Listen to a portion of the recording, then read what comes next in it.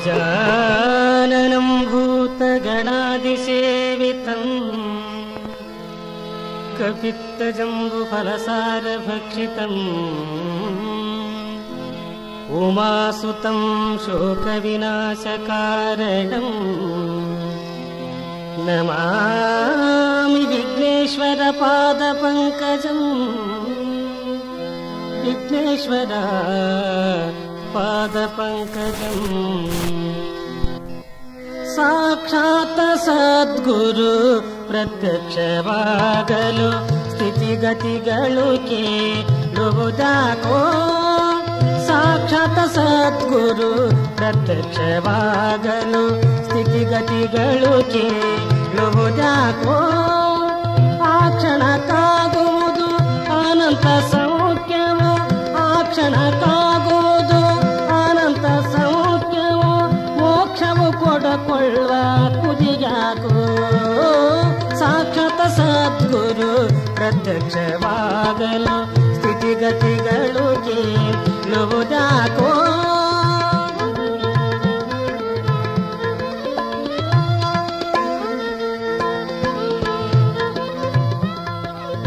ತನ್ನ ನಿಜವು ತಿಳಿಯಬೇಕಾದರೆ ತನ್ನ ನಿಜವು ತಿಳಿಯಬೇಕಾದರೆ ಭಿನ್ನ ಭಾವದ ಭ್ರಮೆ ಬಿಡಬೇಕೋ ಭಿನ್ನ ಭಾವದ ಭ್ರಮೆ ಬಿಡಬೇಕೋ ತನುಮನ ಧನವನು ಉನ್ನತ ಗುರುವಿಗೆ ತನುಮನ ಧನವನು ಉನ್ನತ ಗುರುವಿಗೆ ಮನ್ನಿಸಿ ಮೋಹದಿ ಕೊಡಬೇಕು ಮನ್ನಿಸಿ ಮೋಹದಿ ಕೊಡಬೇಕು ಸಾಕ್ಷಾತ್ ಸದ್ಗುರು ಪ್ರತ್ಯಕ್ಷವಾಗಲು ಸ್ಥಿತಿಗತಿಗಳು ಕೇಳುವುದಾಕೋ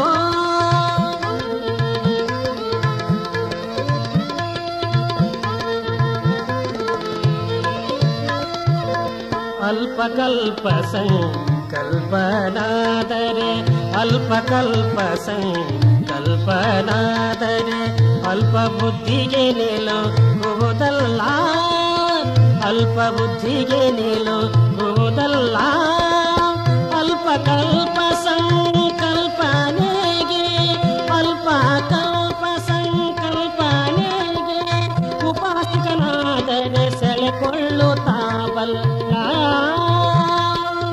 ಸಾಕ್ಷಾತ್ ಸದ್ಗುರು ಪ್ರತ್ಯಕ್ಷವಾಗಲು ಸ್ಥಿತಿಗತಿಗಳು ಕೇಳುವುದಾಕೋ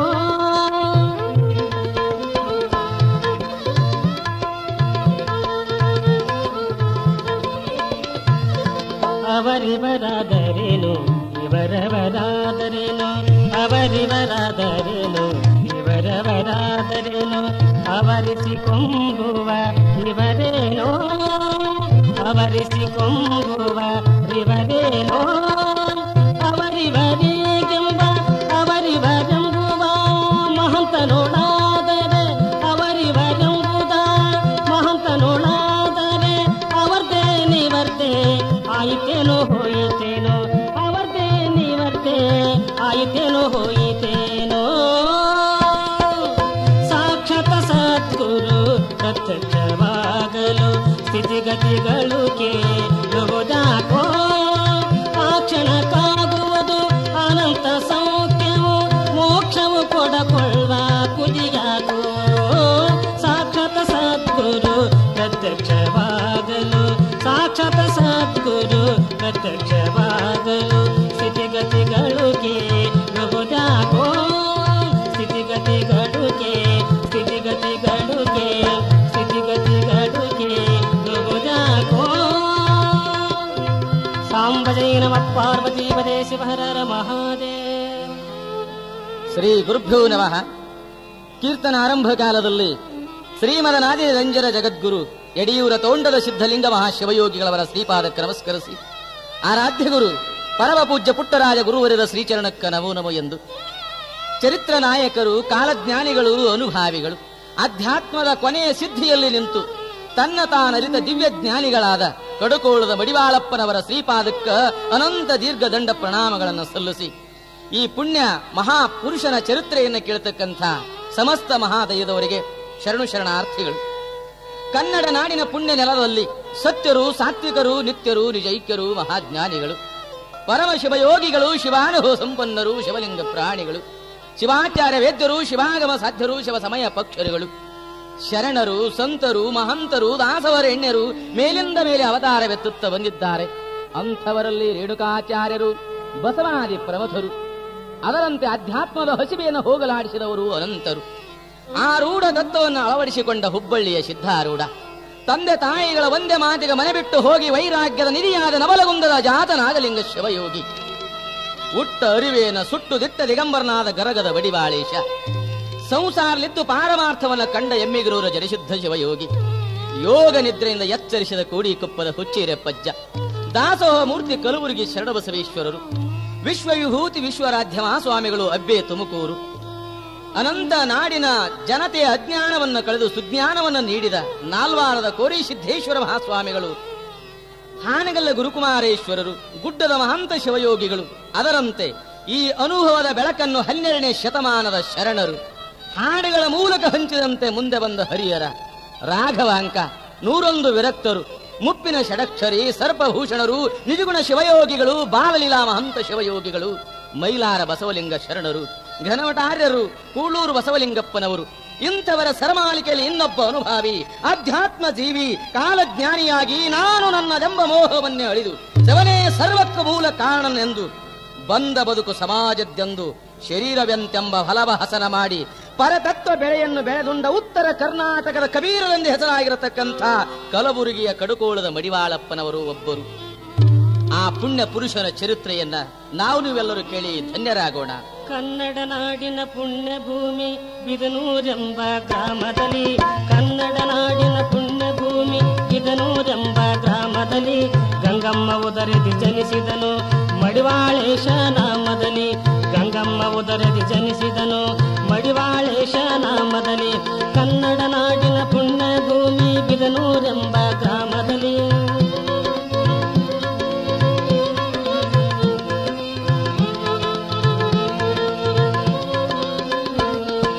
ಗುರುಮಹಾಂತೇಶನ ಶಿಷ್ಯನಾಗಿ ಮೆರೆದನು ಈ ಶಿವಯೋಗಿ, ಗುರುಮಹಾಂತೇಶನ ಶಿಷ್ಯನಾಗಿ ಮೆರೆದನು ಈ ಶಿವಯೋಗಿ, ಅನುಭವದ ಹಾಡುಗಳನ್ನು ಹಾಡಿ ನೆಲೆಸಿದನು ಕಡಕೋಳದಲ್ಲಿ, ಅನುಭವದ ಹಾಡುಗಳನ್ನು ಹಾಡಿ ನೆಲೆಸಿದನು ಕಡಕೋಳದಲ್ಲಿ, ಕನ್ನಡ ನಾಡಿನ ಪುಣ್ಯ ಭೂಮಿ ಬಿದನೂರೆಂಬ ಗ್ರಾಮದಲ್ಲಿ, ಬಿದನೂರೆಂಬ ಗ್ರಾಮದಲ್ಲಿ, ಬಿದನೂರೆಂಬ ಗ್ರಾಮದಲ್ಲಿ. ಕನ್ನಡ ನಾಡಿನ ಪುಣ್ಯದ ಬೀಡೆಂದೆನಿಸಿದ ಕರ್ನಾಟಕದ ಕಣ್ಣೆಂದು ಹೆಸರಾಗಿರುವ ಬಿಜಾಪುರ ಜಿಲ್ಲೆ, ಈ ಜಿಲ್ಲೆಯಲ್ಲಿ ಉನ್ನತ ವೀರರು, ಮಹಿಮಾ ಪುರುಷರು ಅವತಾರವೆತ್ತುತ್ತ ಬಂದಿದ್ದಾರೆ. ಭಕ್ತಿಯ ತಾಣವೆಂದೆನಿಸಿದ ಜಿಲ್ಲೆಯಲ್ಲಿ ಇಂಡಿ ತಾಲೂಕಿನಲ್ಲಿ ನಾಗಠಾಣ ಎಂಬ ಗ್ರಾಮ, ಈ ಗ್ರಾಮ ಪ್ರಕೃತಿ ದೇವಿಯ ಸುಂದರ ತಾಣವಾಗಿ, ಕೃಷಿಕರ ಪ್ರಾಣವಾಗಿ, ಭಕ್ತಿ ಶ್ರದ್ಧೆಗಳ ಶೆಲೆಯಾಗಿ, ಶಿವಯೋಗಿ ಸಂತ ಸಾಧುಗಳ ವರಧಾಮವಾಗಿ, ಶ್ರಮಿಕರಿಗೆ ವರವಾಗಿ, ಉನ್ನತೋನ್ನತ ದೈವಗುಣಗಳಿಂದ ಹೀರಾದ ನಿಂತ ಪ್ರಸ್ತುತ ಹಳ್ಳಿಯಲ್ಲಿ ಕಾಯಕವೇ ಕೈಲಾಸವೆಂದರಿತು. ದಯೆ, ದಾನ, ಪರೋಪಕಾರ, ಕಾಯಕ ನಿಷ್ಠೆ ಅರಿತು ಬಾಳುವ ಗಂಗಮ್ಮನೆಂಬ ಹೆಣ್ಣುಮಗಳು. ಇವಳಿಗೆ ಚಿಕ್ಕ ವಯಸ್ಸಿನಲ್ಲೇ ಮದುವೆ ಮಾಡಿದ್ದರು. ವಿಧಿ ವಿಲಾಸ ಯಾರನ್ನೂ ಬಿಟ್ಟಿಲ್ಲ, ಜಗತ್ತಿನಲ್ಲಿ ಯಾರನ್ನೋದು ಬಿಟ್ಟಿಲ್ಲ ಅಂತ ಹೇಳುತ್ತಾರೆ. ಇವಳು ಚಿಕ್ಕ ವಯಸ್ಸಿನಲ್ಲಿಯೇ ಗಂಡನನ್ನ ಕಳೆದುಕೊಂಡ ವಿಧವೆಯಾಗ್ತಾಳೆ ಗಂಗಮ್ಮ. ಇಂಥ ಸಮಯದಲ್ಲಿ ಭೀಕರ ಬರಗಾಲ ಮತ್ತೊಂದು ಒದಗಿ ಬಂದಿರ್ತಾ ಇದೆ. ಬರಗಾಲ ಬಂದ ಸಮಯದಲ್ಲಿ ಬರಗಾಲದ ಭವನೆಯನ್ನ ತಾಳದೆ ಜನ ಮುಂದೆ ವಲಸೆ ಹೊರಟಿದ್ದಾರೆ. ಅಂಥ ವಲಸೆ ಬಂದ ಕುಟುಂಬಗಳಲ್ಲಿ ಇದೂ ಒಂದು ಕುಟುಂಬ. ತಮ್ಮ ಊರಿನಿಂದ ವಲಸೆ ಹೊರಟ ಗಂಗಮ್ಮ ತನ್ನ ತಂದೆಯೊಂದಿಗೆ ಕಲಬುರಗಿ ಜಿಲ್ಲೆ ಅಫ್ಜಲ್ಪುರ ತಾಲೂಕು ಬಿದನೂರು ಗ್ರಾಮಕ್ಕೆ ಬಂದಿದ್ದಾಳೆ. ಆ ಗ್ರಾಮದಲ್ಲಿ ಮಲ್ಲಿಕಾರ್ಜುನಪ್ಪ ಗೌಡನೆಂಬ ಅಧ್ಯಾತ್ಮ ಜಿಜ್ಞಾಸುಗಳಿದ್ದರು. ಅವರ ಹೊಲದಲ್ಲಿ ಬಸವೇಶ್ವರ ದೇವಾಲಯದಲ್ಲಿ ಇವರೀರರು ಬಿಡಾರ ಮಾಡಿಕೊಂಡು ಕಾಯಕ ಮಾಡುತ್ತಾ, ತತ್ವ ಕೇಳುತ್ತಾ, ತತ್ವ ಹೇಳುತ್ತಾ ಕಾಲ ಕಳೀತಾ ಇದ್ದಾರೆ. ಆದರೆ ದೈವದಲ್ಲಿ ಇದ್ದುದನ್ನ ಯಾರಿಗೂ ತಪ್ಪಿಸಲಿಕ್ಕೆ ಸಾಧ್ಯ ಇಲ್ಲ. ವಿಧಿಯ ಕೈವಾಡ ಮತ್ತೊಂದು ತೆರನಾಗಿತ್ತು. ವಲಸೆ ಬಂದು ವರ್ಷ ಪೂರ್ತಿಗೊಂಡಿರಲಿಲ್ಲ. ಗಂಗಮ್ಮನ ತಂದೆ ವೃದ್ಧಾಪ್ಯದಿಂದ ಅಸುನೀಗಿದ. ಗಂಗಮ್ಮ ಅನಾಥಳಾಗಿದ್ದಾಳೆ. ಹಿಂದಿರುಗಿ ಊರಿಗೆ ಹೋಗಬೇಕೆಂದರೆ ಆಕೆ ಮನಸ್ಸು ಒಪ್ಪಲಿಲ್ಲ. ಯಾರು ಇಲ್ಲದೆ ವಿಧವೆಯಾದ ಆಕೆ ಅಲ್ಲಿ ಸುರಕ್ಷಿತವಾಗಿ ಬದುಕುವುದೂ ಸಾಧ್ಯವಿರಲಿಲ್ಲ. ಗಂಡ ಸತ್ತ ಘತಾವಾದ ಬೆನ್ನ ಹಿಂದೆ ಬಂದ ಬರಗಾಲದ ಭವನೇ ಅವಳ ಮನಸ್ಸನ್ನು ಧೀರಗೊಳಿಸುತ್ತಿರುವಾಗ ಅವಳು ವಿಚಾರ ಮಾಡುತ್ತಾಳೆ, ನಾನು ಯಾರಿಗಾಗಿ ಬದುಕಬೇಕು? ಕೈ ಹಿಡಿದ ಗಂಡು ಸತ್ತು ಹೋದ, ತಂದೆ ತಾಯಿ ಬಂಧು ಬಳಗ ಇಲ್ಲದೆ ಹೋಗಿದ್ದಾರೆ, ಯಾರಿಗಾಗಿ ನಾನು ಬದುಕಬೇಕು? ಸಾಧ್ಯವಿಲ್ಲ. ಯಾರಿಗೆ ಯಾರಿಲ್ಲ, ಎರವಿನ ಸಂಸಾರ ನೀರ ಮೇಲಿನ ಗುರುಳಿ, ನಿಜವಿಲ್ಲ ಹರಿ ಎನ್ನುವಂತೆ ಅನ್ನುತ್ತಿರುವಾಗ ಮಲ್ಲಿಕಾರ್ಜುನ ಗೌಡ್ರು ಅವಳಿಗೆ ಸಾಂತ್ವನ ಹೇಳಿ ತಮ್ಮನೆ ಕರ್ಕೊಂಡು ಹೋಗುತ್ತಾರೆ. ಆದರೇನು, ಆಡಿಕೊಳ್ಳುವ ಹೊಲಸುವಾಯಿಗೆ ಆಕೆ ಆಹಾರವಾಗುತ್ತಾಳೆ ಗಂಗಮ್ಮ. ಗಂಗಮ್ಮನ ಮನಸ್ಸು ತುಂಬಾ ರೋಷಿ ಹೋಗುತ್ತೆ. ಬದುಕಿನಲ್ಲಿ ನಿರಾಸೆ ಹುಟ್ಟಿ ಆತ್ಮಹತ್ಯಕ್ಕೆ ಮನಸ್ಸು ಮಾಡಿಕೊಳ್ಳುತ್ತಾ ಇದ್ದಾಳೆ ಗಂಗಮ್ಮ. ಒಂದು ದಿವಸ ನಸುಕಿನಲ್ಲಿ ಬಾವಿ ಬೀಳಬೇಕೆಂದು ನಡುವೆಗೆ ಸೆರಗನ್ನು ಸುತ್ತಿ ಕೈ ಜೋಡಿಸಿಕೊಂಡು ಶಿವಹರ ಹರ ಮಹಾದೇವ, ಶಿವಹರ ಹರ ಮಹಾದೇವ ಅಂತ ತಿಳಿದುಕೊಂಡು ಬಾವಿಯಲ್ಲಿ ಧುಮುಕುತ್ತಿರುವಾಗ ಅಷ್ಟರಲ್ಲಿಯೇ ಆ ಊರಿನ ಹಿರೇಮಠದ ವಿರೂಪಾಕ್ಷ ಸ್ವಾಮಿಗಳು ಬಯಲು ಕಡೆಗೆ ಬಂದಿರ್ತಾ ಇದ್ದಾರೆ. ಈ ದೃಶ್ಯವನ್ನ ಕಂಡ ಸ್ವಾಮಿಗಳು ಒಡನೆ ಓಡಿ ಹೋಗಿ ಆಕೆಯನ್ನು ತಡೆಯುತ್ತಿರುವಾಗ, ಯಾರು ನೀನು?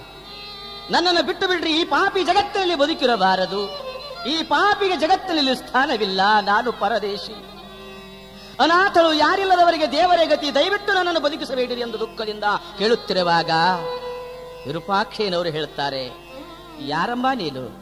ನಿನ್ನ ಹೆಸರೇನು? ಯಾತಕ್ಕಾಗಿ ಆತ್ಮಹತ್ಯೆಯನ್ನು ಮಾಡಿಕೊಳ್ತಾ ಇದೀಯಾ ಅಂತ ಕೇಳಿದಾಗ, ಸ್ವಾಮಿ, ನನ್ನ ಊರು ನಾಗಠಾಣ, ಚಿಕ್ಕ ವಯಸ್ಸಿನಲ್ಲಿ ವಿಧವೆಯಾದೆ ನಾನು, ತಂದೆಯನ್ನು ಕಳೆದುಕೊಂಡ ಪರದೇಶಿ, ಇಂತಹ ಪರದೇಶಿಯನ್ನು ಈ ಜಗತ್ತಿನಲ್ಲಿ ಬದುಕಬಾರದು, ಇಂತಹ ಕೆಟ್ಟ ಜನರ ಮಧ್ಯದಲ್ಲಿ ಬದುಕುವುದಕ್ಕಿಂತ ಸಾಯುವುದೇ ಲೇಸ ಎಂದು ಈ ಕಾರ್ಯಕ್ಕೆ ಕೈ ಹಾಕಿದ್ದೇನೆ ಸ್ವಾಮಿ ಎನ್ನುತ್ತಿರುವಾಗ ವಿರೂಪಾಕ್ಷಯ್ಯನವರು ಹೇಳ್ತಾರೆ, ಗಂಗಮ್ಮ, ಸತ್ತು ಏನು ಸಾಧಿಸುವೆ, ಇದ್ದು ಜಯಿಸಬೇಕು, ಧೈರ್ಯಂ ಸರ್ವತ್ರ ಸಾಧನಂ, ಧೈರ್ಯ ಮಾಡು, ಯಾತಕ್ಕಾಗಿ ಹುಟ್ಟಿದ್ದೇನೆ, ಯಾತಕ್ಕಾಗಿ ಬದುಕಿದ್ದೇನೆ, ಯಾತಕ್ಕಾಗಿ ಪ್ರಾಣ ಕೊಡುತ್ತೇನೆಂಬ ವಿಚಾರ ಮಾಡು ಅಂತ ಬುದ್ಧಿ ಹೇಳಿ ತಮ್ಮ ಮಠಕ್ಕೆ ಕರೆದುಕೊಂಡು ಹೋಗುತ್ತಾರ. ಮಠದಲ್ಲಿ ಗಂಗಮ್ಮ ಸೇವಾ ಮನಪೂರ್ವಕವಾಗಿ ಮಾಡುತ್ತಿರುವಾಗ ಚಿಣಮಗೇರಿ ಬೆಟ್ಟದ ಮಹಾಂತ ಶಿವಯೋಗಿಗಳು ಒಮ್ಮೆ ತಮ್ಮ ಶಿಷ್ಯ ಪರಂಪರೆಯ ಮಠವಾಗಿದ್ದ ಬಿದನೂರು ಗ್ರಾಮಕ್ಕೆ ಬರುತ್ತಾರೆ. ಮಠದಲ್ಲಿ ವಿರೂಪಾಕ್ಷಯ್ಯನವರು ಬೇರೆ ಕೆಲಸಕ್ಕೆ ಹೋಗಿದ್ದಾರೆ.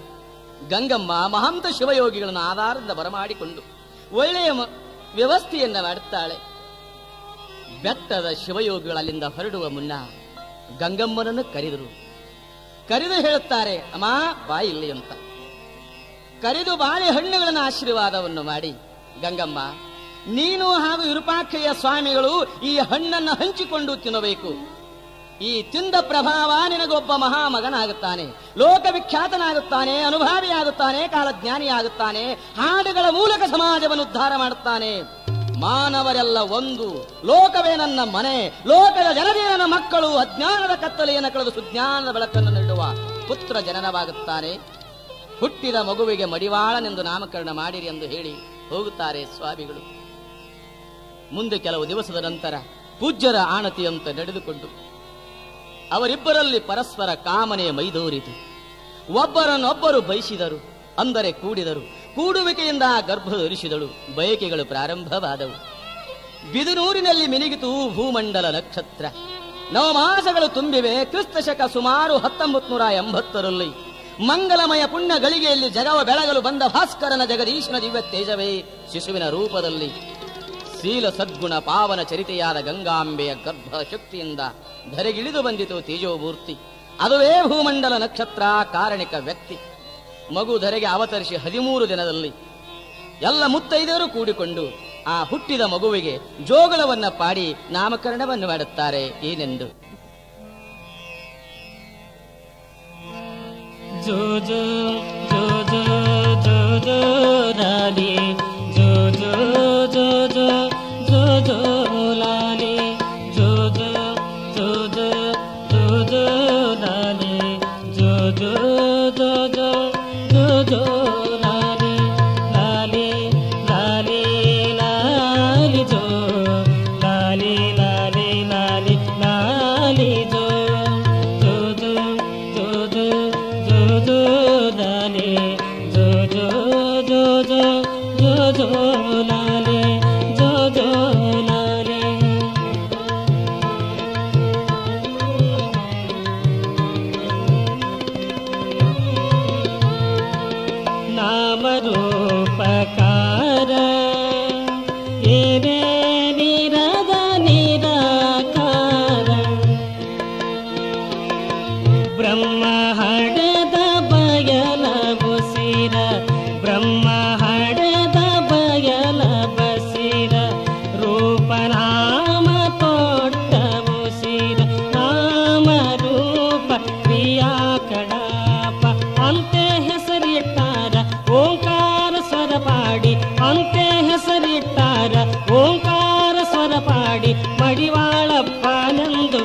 ಹೆಸರಿಟ್ಟು ಕರೆದಾರ, ಮಡಿವಾಳಪ್ಪನೆಂದು ಹೆಸರಿಟ್ಟು ಕರೆದಾರ. ಜೋ ಜೋ ಲಾಲಿ ಮಡಿವಾಳೇಶ, ಜೋ ಜೋ ಜೋ ಜೋ ಜೋ ಜೋ ಲಾಲಿ, ಜೋ ಜೋ ಜೋ ಜೋ ಜೋ ಜೋ ಲಾಲಿ, ಜೋ ಜೋ ಲಾಲಿ, ಜೋ ಜೋ ಲಾಲಿ. ಆ ಮಗುವಿಗೆ ಗುರು ಮಹಾಂತೇಶನ ಅಪ್ಪಣೆಯ ಪ್ರಕಾರ ಮಡಿವಾಳೇಶನೆಂದು ಹೆಸರಿಟ್ಟಿದ್ದಾರೆ.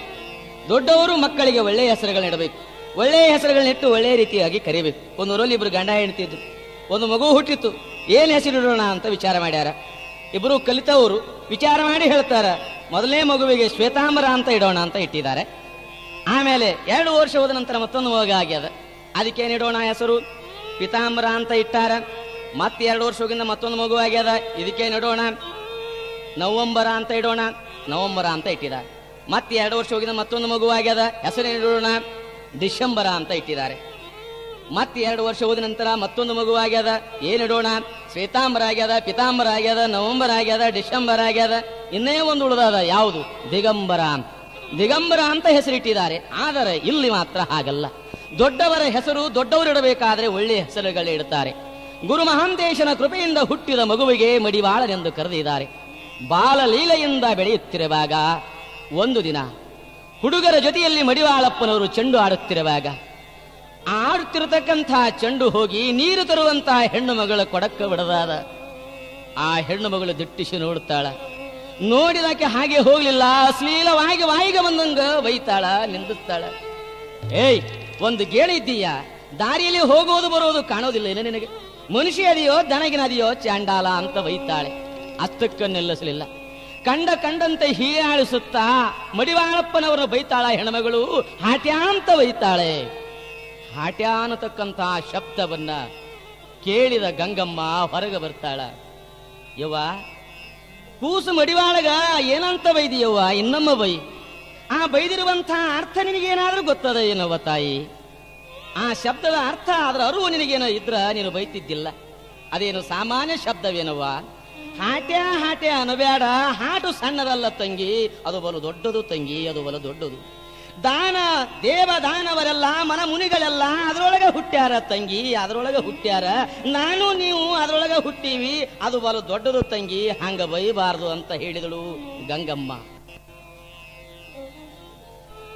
ಬೈದಿರುವಂತಹ ಹೆಣ್ಣುಮಗಳು ಗಂಗಮ್ಮನ ಮಾತನ್ನ ಕೇಳಿ ಬುದ್ಧಿವಂತಳಾಗಿ ಅನುಭವಿಯಾಗಿ ತನ್ನ ಜೀವನದಲ್ಲಿ ಹೊಸ ಬೆಳಕನ್ನ ಕಾಣುತ್ತಾಳೆ ಆ ಮಹಾತಾಯಿ. ಹೀಗಿರುವಾಗ ಮಡಿವಾಳಪ್ಪನವರಿಗೆ ದೀಕ್ಷಾ ಮಾಡಿಸಿಕೊಳ್ಳಬೇಕಂತ ಮನಸ್ಸಾಗ್ಯದ. ಸಮಾಜ ಅವರಿಗೆ ಸಹಾಯ ಮಾಡಲಿಲ್ಲ. ಸಹಾಯ ಮಾಡಲು ಒತ್ತಟ್ಟಿಗಿರಲಿ, ನಿಂದೆ ಮಾಡಲು ಪ್ರಾರಂಭ ಮಾಡಿಬಿಟ್ಟಾರ. ಮಡಿವಾಳಪ್ಪನವರ ಬಗ್ಗೆ ಏನೇನೋ ಆಡಿಕೊಳ್ತಾರೆ. ಸಮಾಜದ ಬಾಯಿ ಮುಚ್ಚೋರು ಯಾರಿದ್ದಾರೆ? ಯಾರೂ ಇಲ್ಲ.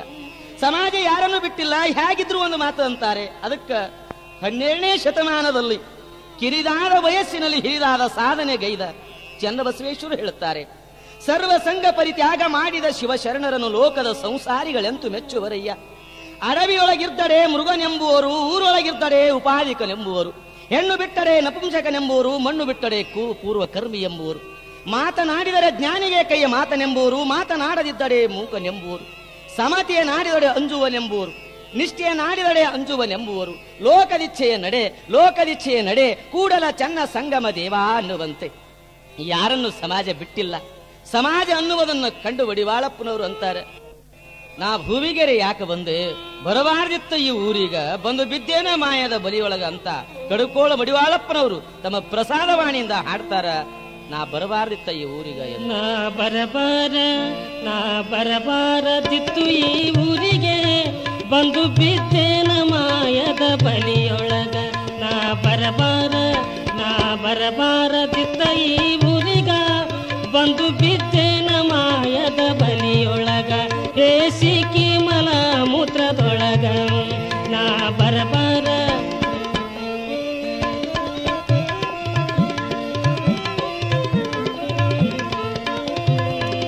ಒಂಬತ್ತು ಬಾಗಿಲ ಊರೊಳಗ ನಾ ಹೇಗೆ ದಾಟಲಿ ಇದರೊಳಗ. ಒಂಬತ್ತು ಬಾಗಿಲ ಊರೊಳಗ ನಾ ಹೇಗೆ ದಾಟಲಿ ಇದರೊಳಗ. 8 ಮಂದಿ ಕಳ್ಳರ ಭಯ ಎನಗ, 8 ಮಂದಿ ಕಳ್ಳರ ಬೇಸರಾಯಿತು ಬೇಸರಾಯಿತು ಈ ಊರನಗ, ಬೇಸರಾಯಿತು ಈ ಊರನಗ, ನಾ ಬರಬಾರದಿತ್ತ ಈ ಊರಿಗೆ, ನಾ ಬರಬಾರದಿತ್ತ ಈ ಊರಿಗೆ, ಬಂದು ಬಿದ್ದೇನ ಮಾಯದ ಬಲಿಯೊಳಗ, ಬಂದು ಬಿದ್ದೇನ ಮಾಯದ ಬಲಿಯೊಳಗ, ಬಂದು ಬಿದ್ದೇನ ಮಾಯದ ಬಲಿಯೊಳಗ. ಈ ಭವಕ್ಕ ಬರಬಾರದಾಗಿತ್ತು, ಯಾತಕ್ಕಾಗಿ ನಾನು ಬಂದೆ, ಯಾತಕ್ಕಾಗಿ ಜೀವನವನ್ನು ಸಾಗಿಸ್ತಾ ಇದ್ದೇನೆ ಅಂತ ತಿಳ್ಕೊಂಡು ಮಡಿವಾಳಪ್ಪನವರು ತಮ್ಮ ನಿಲುವನ್ನು ಅರ್ಥ ಮಾಡಿಕೊಳ್ಳುತ್ತಾರೆ. ಹಸಿವು ತೃಷೆ ವ್ಯಸನಕ್ಕೆ ಕುದಿದು ಚರದೊಳಗೆ ಲಯವಾಗಿ ಹೋಗುವುದಷ್ಟೇ ನನ್ನ ಹಣೆ ಬರದಲ್ಲಿ ಬರೆದಿದೆಯೋ ಶಿವರೇ. ಹೊತ್ತಾರೆ ಎದ್ದು ಹೂಪತ್ರಿ ಉದಕವ ತಂದು ಅಷ್ಟವಿಧಾರ್ಚನೆಯ ಷೋಡೋಪಚಾರವ ಮಾಡಬೇಕೆಂದಿದ್ದೆ ಗುರುದೇವ. ಜಗದ ಕರ್ತನನ್ನು ಕೈಯಲ್ಲಿ ಹಿಡಿದುಕೊಂಡು ನನ್ನನ್ನು ನಾನು ಮರೆತು ಬೆರೆಯಬೇಕೆಂದಿದ್ದೆ ಗುರುದೇವ. ಕಟ್ಟಿ ಮನವ ಮೆಟ್ಟಿ ಮದವ ಸುಟ್ಟರುವ ಬೇಕೆಂದಿದ್ದೇ ಲಿಂಗ ಸಾನ್ನಿಧ್ಯದಲ್ಲಿ ಸಪ್ತ ವ್ಯಸನಗಳ. ತೊಟ್ಟಿಲ ಮುರಿದು ಕಣ್ಣಿಯ ಹರಿದು ಬಟ್ಟ ಬಯಲಲ್ಲಿ ಜೋಗಳವ ಹಾಡಿ ಹಾಡಿ ಆನಂದಿಸಬೇಕೆಂದಿದ್ದೆ ತಂದೆ. ಮರದೊಳಗೆ ಹುದುಗಿರುವ ಮಂದಾಗ್ನಿ, ನೆರದೊಳಗೆ ಸೇರಿರುವ ಕಂಪಿಲ್ಲದ ತುಪ್ಪ, ಶರೀರದೊಳಗಾಗಿರುವ ಆತ್ಮ ಇವೆಲ್ಲ ಬೆರೆತಿರುವ ಭೇದವ ಅರಿದು ಅವಗತ ಮಾಡಿಕೊಳ್ಳಬೇಕೆಂದಿದ್ದೆ ಶಿವರೇ. ಜಲದೊಳಗಿದ್ದ ಕಿಚ್ಚು ಜಲವ ಸುಡದೆ ಅಡಗಿರ್ಪ ವಿಪರೀತ ಬಗೆಯ ನೋಡಬೇಕೆಂದಿದ್ದೆ.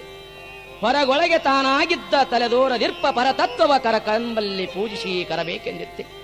ಆದರೆ ಮಾಡುವುದೇನು, ನನ್ನ ಹುಟ್ಟು ನನಗೆ ಆತಂಕವಾಗಿದೆಯಲ್ಲ ಅಂತ ಗುರುಮಹಾಂತ ನೆತ್ತರ ಸಾಧಿಸುವುದು ಯಾವಾಗ?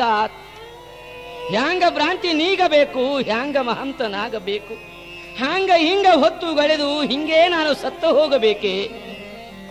ಮಹಾಂತರ ಬೆಟ್ಟಕ್ಕೆ ಹೋಗುತ್ತಾನೆ. ಶಿವಯೋಗಿಗಳ ಸಮಾಧಿ ಎದುರಲ್ಲಿ ಕುಳಿತು ತಲೆ ಜಜ್ಜಿಕೊಂಡ, ಕಲ್ಲಿಗೆ ಅಪ್ಪಳಿಸಿದ, ರಕ್ತ ಸುರಿತಾ ಇದೆ ಮಡಿವಾಳಪ್ಪನ ತಲೆಯಿಂದ. ಅದಾರೋ ಹೇಳಿದ್ದ ಹಠಯೋಗ ಲಯಯೋಗ ಅನುಸಂಧಾನವನ್ನ ಕೆಲ ದಿನ ಮಾಡಿದ. ಅದಾವುದರಿಂದಲೂ ಆತನ ಮನಸ್ಸಿನಲ್ಲಿ ಸಮಾಧಾನ ಉಂಟಾಗಲಿಲ್ಲ. ದಿನ ದಿನಕ್ಕೆ ಆಧ್ಯಾತ್ಮಿಕ ಹಂಬಲ ಅತಿಯಾಗಿದೆ. ಶಿವಯೋಗಿಗಳ ಗದ್ದಿಗೆ ಎದುರು ನತಮಸ್ತಕನಾಗಿ ಮಂಡಿಸಿ ದಿಟ್ಟಿಸಿದ. ಆತನ ಕಾವ್ಯ ಹೃದಯ ಉಕ್ಕಿ ಬಂದಿದೆ, ಭಾವಕ್ಕೆ ತಕ್ಕ ಭಾಷೆ ಮೈದಾಳಿದೆ. ರಾಗಲಯ ಮಧು ಮಾರ್ಗಗಳು ಒಗ್ಗೂಡುವೆ. ಒಂದಾದ ನಂತರ ಒಂದು ಗುರುವಿನ ಪಾದಕ್ಕ ಕೇಳಿಕೊಳ್ಳುತ್ತಾನೆ. ಗುರುವೇ, ಈ ಪಾಪಿ ಹರಿದು ಹೋಗುತ್ತಾನ, ಹಿಡುಕು. ಗುರುದೇವ, ನೀನು ಕಾಪಾಡಬೇಕಂತ ತಿಳ್ಕೊಂಡು ಭಯಭಕ್ತಿಯಿಂದ ಕಣ್ಣೀರಿನ ಅಭಿಷೇಕವನ್ನ ಮಾಡಿಕೊಂಡು ಕಡ್ಕೊಳ್ಳಪ್ಪನ ಬಾಯಿಂದ ಹೊರಹೊಮ್ಮಿತು, ಗುರುವೇ ನೀ ಬೇಗನೆ ಮರೆ ಕೇಳು ಎಂದು. ಗುರುವೇ ನೀ ಬೇಗನೆ ಮೊರೆ ಕೇಳು ಸ್ವಾಮಿ, ಗುರುವೇ ನೀ ಬೇಗನೆ ಮೊರೆ ಕೇಳು ಸ್ವಾಮಿ. ವ್ಯರ್ಥ ಹರಿದು ಹೋಗತೀನಿ ಹಿಡಕೋರೋ ಯಪ್ಪ, ವ್ಯರ್ಥ ಹರಿದು ಹೋಗತೀನಿ ಹಿಡಕೋರೋ ಯಪ್ಪ. ಗುರುವೇ ನೀ ಬೇಗನೆ ಮೊರೆ ಕೇಳು ಸ್ವಾಮಿ, ಗುರುವೇ ನೀ ಬೇಗನೆ ಮೊರೆ ಕೇಳು ಸ್ವಾಮಿ.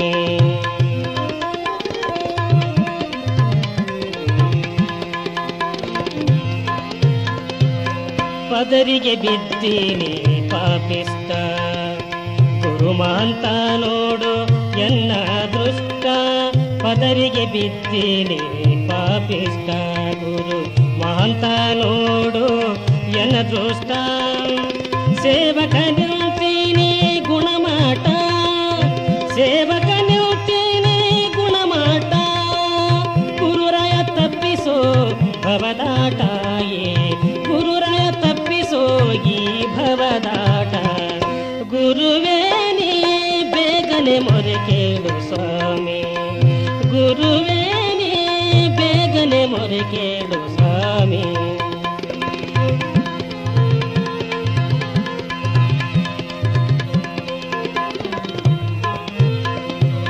ಸಂಧಿ ಸಂಧಿಗೆ ಸೇರ್ಯಾದು, ಸಂದು ಸಂಧಿಗೆ ಇದು ಸೇರ್ಯಾದು. ನಿನ್ನ ಧ್ಯಾನದೋಳು ನೆಲೆಯಾಗಿ ನಿಂತಾದೋ, ನಿನ್ನ ಧ್ಯಾನದೋಳು ನೆಲೆಯಾಗಿ ನಿಂತಾದೋ. ಹಗಲಿರಡು ಬಿಡದೆ ನಿನ್ನ ನೆನೆದಾದೋ, ಹಗಲಿರಡು ಬಿಡದೆ ನಿನ್ನ ನೆನೆದಾದೋ. ಗುರು ಮಹಂತ ನಿನ್ನ ಪಾದಕ್ಕೆ ಹೊಂದಾದೋ, ಗುರು ಮಹಂತ ನಿನ್ನ ಪಾದಕ ಹೊಂದ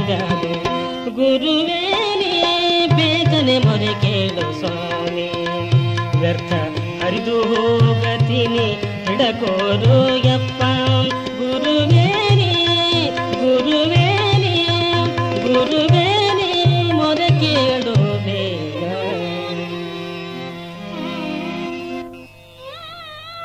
ಗುರುದೇವ, ಈ ಪಾಪಿ ನಿನ್ನ ಪಾದಕ್ಕ ಬಿದ್ದಾನ, ರಕ್ಷಣೆ ಮಾಡಂತ ತಿಳ್ಕೊಂಡು ಮಡಿವಾಳಪ್ಪನವರು ಕೇಳಿಕೊಳ್ಳುತ್ತಿರುವಾಗ ಗುಡ್ಡದ ಮಹಾಂತ ಮೊರೆ ಕೇಳಿದನು ಏನೋ ಎಂಬಂತೆ ಮಹಾಂತ ಬೆಟ್ಟಕ್ಕೆ ಒಮ್ಮೆ ಶಿವಯ್ಯನವರೆಂಬ ಜಂಗಮ ಪುಂಗವರೋರ್ವರು ಶ್ರೀಶೈಲದಿಂದ ಕಲ್ಯಾಣಾಭಿಮುಖವಾಗಿ ಪಾದಯಾತ್ರೆ ಕೈಗೊಂಡಿದ್ರು. ಹಾದಿಯಲ್ಲಿ ಸಿಕ್ಕ ಮಹಾಂತನ ಬೆಟ್ಟದಲ್ಲಿ 4 ದಿನ ತಂಗಿರುವಾಗ ಮಡಿವಾಳಪ್ಪನವರು ಅವರನ್ನು ಕಂಡು ಸಾಷ್ಟಾಂಗ ಬೆರಗಿದ್ದಾರೆ. ಅದೆಂಥದೋ ತಂಪು ಆವರಿಸಿದಂತಾಗಿದೆ. ಒಂದು ದಿನ ಬೆಳಗಿನ ಸಮಯ ಅವರ ಪಾದಗಳಿಗೆ ಅಡ್ಡ ಬಿದ್ದು ಮೌನವಾಗಿ ತನ್ನ ಅಳಲನ್ನು ನಿವೇಶಿಸಿದಾಗ ನನ್ನ ಗತಿಮತಿ ನೀನೇ ಎಂದು ಹಂಬಲಿಸಿದ. ಜಂಗಮ ಮೂರ್ತಿಗಳು ಇದನ್ನು ಅನುಗ್ರಹಿಸಿ ಕೇಳುತ್ತಾರೆ, ಮಡಿವಾಳೇಶ, ನಿನ್ನ ದುಃಖ ನನಗೆ ಗೊತ್ತಾಗ್ಯದ. ನಿನ್ನ ದುಃಖ ನನ್ನಿಂದ ಪರಿಹಾರ ಆಗೋದಿಲ್ಲಪ್ಪ. ನೀನು ಇಲ್ಲೇ ಜೇವರಿಗಿ ತಾಲೂಕಿನಲ್ಲಿ ಅರಳಗುಂಡಿಗೆ ಗ್ರಾಮ ಇದೆ. ಅಲ್ಲೊಬ್ಬ ಶರಣಬಸವೇಶ ಅನ್ನತಕ್ಕಂಥ ಶರಣನಿದ್ದಾನೆ. ಹೆಸರಿಗೆ ಶರಣ ಅಷ್ಟೇ ಅಲ್ಲ, ಬಸವಾದಿ ಪ್ರಮತರ ಹೆಜ್ಜೆಯಲ್ಲಿ ಶಿರಬಿಟ್ಟು ನಡೆಯುವ ಧೀಮಂತ ಪುರುಷನಾತ. ಶರಣ ತತ್ವಗಳನ್ನು ಆತನ ಪ್ರತಿಯೊಂದು ಚಟುವಟಿಕೆಗಳಲ್ಲಿ ನಿಬಿಡವಾಗಿ ಹೆಣೆದುಕೊಂಡವೆ. ಕಲ್ಯಾಣದ ಬಸವಣ್ಣನವರ ನೆನಪು ಮಾಡಿಕೊಟ್ಟು ತಂದು ಕೊಟ್ಟಿದ್ದಾನೆ. ಆತನ ಹತ್ತಿರ ಹೋಗುವ ಅಲ್ಲಿ ನಿನ್ನ ಸಮಸ್ಯೆಗಳೇನೆಂಬುದು ಹೇಳು, ನಿನ್ನಿಚ್ಛೆ ಪೂರೈಸಿಕೊಳ್ಳುವುದು ಅಂತ ಅಪ್ಪಣೆ ಮಾಡಿದಾಗ ಮಡಿವಾಳಪ್ಪನವರು ಗೌಡ್ರು ಉಭಯರು ಕೂಡಿಕೊಂಡು ಅರಳಗುಂಡಿಗೆ ಗ್ರಾಮಕ್ಕೆ ಬರುತ್ತಾರೆ. ಬಸವೇಶ್ವರ ಪೂಜಾ ತೀರಿಸಿಕೊಂಡು ಪ್ರಸಾದವನ್ನು ತೀರಿಸಿಕೊಂಡು ಕಟ್ಟಿ ಮೇಲೆ ಕೂತ್ಕೊಂಡಿದ್ರು. ಆವಾಗ ಮಡಿವಾಳಪ್ಪನವರು ಗೌಡ್ರು ಹೋಗಿ ನಮಸ್ಕಾರ ಮಾಡುತ್ತಾರೆ. ನಮಸ್ಕಾರ ಮಾಡಿದಾಗ ಶರಣಬಸವೇಶ್ವರ ಕೇಳ್ತಾರೆ, ಏನಾಗಬೇಕಾಗಿದೆಪ್ಪ ನಿಮಗ ಅಂದಾಗ ಮಡಿವಾಳಪ್ಪನವರು ಹೇಳ್ತಾರೆ, ಯಪ್ಪ ಬುದ್ಧಿ, ತಮಗೊಂದು ಪ್ರಶ್ನೆ ಕೇಳಬೇಕಂತ ಬಂದೀವಿ, ತಾವು ಉತ್ತರ ಕೊಡ್ತೀರಾ ಹೇಗಂತ ಕೇಳಿದಾಗ ಶರಣಬಸವೇಶ್ವರ ಒಪ್ಪಿಗೆ ಸೂಚನೆಯನ್ನು ಕೊಟ್ಟಾಗ ಮಡಿವಾಳಪ್ಪನವರು ಅಂತಾರ, ಬುದ್ಧಿ, ಬಿಲ್ವ ಪತ್ರಿಯ ಮರವೊಂದು ತಿಪ್ಪೆಯಲ್ಲಿ ಹುಟ್ಟಿ ಬೆಳೆದು ದೊಡ್ಡದಾಗ್ಯದ. ಆ ಮರಕ್ಕ ಸಂಸ್ಕಾರ ಕೊಟ್ರ ಆ ಮರದ ಬಿಲ್ವದೊಳಗಳು ಲಿಂಗ ಪೂಜಾಗ ಬರ್ತಾವೋ ಇಲ್ಲ ಅಂತ ಕೇಳಲಿಕ್ಕೆ ಬಂದೀವಿ. ಶರಣಬಸವೇಶ್ವರ ಅಂತಾರ, ಅಲ್ಲೋ ಮಡಿವಾಳ, ಬಿಲ್ವ ಮರ ಎಲ್ಲಿ ಹುಟ್ಟಿದರೇನು ಅದೆಲ್ಲ ಭೂಮಿ ತಾನೆ. ತಿಪ್ಪೆಯಾಗಿದ್ದರು ಬಿಲ್ವ ಮರ ಅಲ್ಲಿ ಮೈದೋರುತ್ತರಿಂದ ಅದು ಪವಿತ್ರವಾಯಿತಪ್ಪ. ಅದು ಎಲ್ಲಿಯೂ ಬೆಳೆದಿರಲಿ, ಅದರ ಹುಟ್ಟು ಮುಖ್ಯವಲ್ಲ, ಅದರ ಪಾವಿತ್ರ್ಯತೆ ಮುಖ್ಯ. ತಿಪ್ಪಿಯಲ್ಲಿ ಹುಟ್ಟಿದ ಮಾತ್ರಕ್ಕೆ ಅದು ಪಾವಿತ್ರ್ಯಕ್ಕೇನು ಚ್ಯುತಿ ಉಂಟಾಗಲಾರದು. ಅದು ಲಿಂಗಾರ್ಚನೆಗೆ ಸಲ್ಲುವುದರಲ್ಲಿ ಸಂಶಯವೇ ಬೇಡ ಎಂದು ಶರಣರು ಹೇಳಿದಾಗ ಮಡಿವಾಳಪ್ಪನವರು ಅಂತಾರ, ಬುದ್ಧಿ, ಪತ್ರಿ ಗಿಡ ಅಂದ್ರ ಪತ್ರಿ ಗಿಡ ಅಲ್ಲ, ನಾನೇ ಪತ್ರಿ ಗಿಡ. ಈ ಗಿಡ ಹಿತ್ತಲ್ದಾಗ ಬೆಳೆದಾದ, ಇದಕ್ಕೆ ಸಂಸ್ಕಾರ ಕೊಟ್ಟು ಉದ್ಧಾರ ಮಾಡಬೇಕಂತ ಕೇಳುತ್ತಾರ. ಈ ಬೇಡಿಕೆಗೆ ಶರಣಬಸವೇಶ್ವರ ಒಮ್ಮನದ ಒಪ್ಪಿಗೆ ಸಿಕ್ಕಿದೆ. ಆಗ ಮಡಿವಾಳನಿಗಾದ ಸಂತೋಷ ಅಷ್ಟಿಷ್ಟಲ್ಲ, ಅನ್ಯರಂತೆ ಇಂದು ಮುಂದು ನೋಡದೆ ಒಂದೇ ಮಾತಿನಲ್ಲಿ ತನಗೆ ಲಿಂಗ ದೀಕ್ಷಾ ನೀಡುವುದಕ್ಕೆ ಒಪ್ಪಿಗೆ ಕೊಟ್ಟ ಆತನ ನಿರ್ಭೀತ ವ್ಯಕ್ತಿತ್ವವನ್ನು ಕಂಡು ಕವಿ ಮಡಿವಾಳಪ್ಪ ಎಚ್ಚರಗೊಂಡ. ಎದೆದುಂಬಿ ಬಂದಿದೆ ಧೀರ ಗಂಭೀರ ವ್ಯಕ್ತಿತ್ವ. ಹೀಗೆ ಕಡೆದು ಹಾಡ್ತಾನೆ ಏನಂತ, ಆವ ಭಯವು ಇನ್ನೇನವಗ ಮಾಯ ನಿರ್ಮಾಯವಾದವಗ, ಹುಟ್ಟುದು ಸಾವುದು ಜೀವ ಭಾವ, ಸಾವೇನು ಜೀವೇನು ನೋವೇ ನನಗ ಭಯ ಇಲ್ಲ ಅಂತ ಮಡಿವಾಳಪ್ಪನವರು ಹಾಡುತ್ತಾರೆ. ಮುಂದೆ ದೀಕ್ಷಾ ಕಾರ್ಯವನ್ನು ಪೂರೈಸಲು ತನ್ನ ಮನಗುರುಗಳಾದ ಹಳೆಪ್ಯಾಟಿ ಬಸಯ್ಯನವರನ್ನು ವಿನಂತಿಸಿಕೊಳ್ಳುತ್ತಾರೆ ಶರಣರು. ಆಗ ಬಸಯ್ಯನವರು, ಏನ್ರಿ ಶರಣಪ್ಪನವರ, ನಿಮಗೇನು ಬುದ್ಧಿ ಆಯ್ತೋ ಇಲ್ಲೋ? ಅಲ್ಲ, ಇವನ ಹುಟ್ಟುವಿಕೆ ಬಗ್ಗೆ ವಿಚಾರ ಮಾಡಿರ್ಯಾ? ಇಲ್ಲ. ಇವನ ತಂದೆ ಯಾರು, ಇವನ ತಾಯಿ ಯಾರು, ಇವನ ಕುಲ ಯಾವುದು, ಇವನ ಜಾತಿ ಯಾವುದು? ಇಂಥವನಿಗೆ ಲಿಂಗ ದೀಕ್ಷಾ ಕೊಡಬೇಕೆ? ಸಾಧ್ಯವಿಲ್ಲ. ಲಿಂಗ ದೀಕ್ಷೆ ಸ್ವತಃ ನಾನು ನೀಡುವುದು ಒತ್ತಟ್ಟಿಗಿರಲಿ, ದೀಕ್ಷೆಯನ್ನ ನೀಡುವವರಿಗೂ ನಾನು ಶಿಕ್ಷಾ ವಿಧಿಸ್ತೀನಿ ಅಂತ ಹೇಳಿದಾಗ ಮಡಿವಾಳಪ್ಪನವರು ದುಃಖ ವ್ಯಕ್ತಪಡಿಸುತ್ತಾರೆ. ಶರಣಬಸವೇಶ್ವರ ಅಂತಾರೆ, ಈ ನಿಂದನೆಯ ನುಡಿಗಳನ್ನು ಕೇಳಿ ಶರಣರು ವಿಚಾರಿಸಿ, ಲಿಂಗ ದೀಕ್ಷೆ ನೀಡುವುದು ಧರ್ಮ ದ್ರೋಹ ಕಾಯಕವೇ?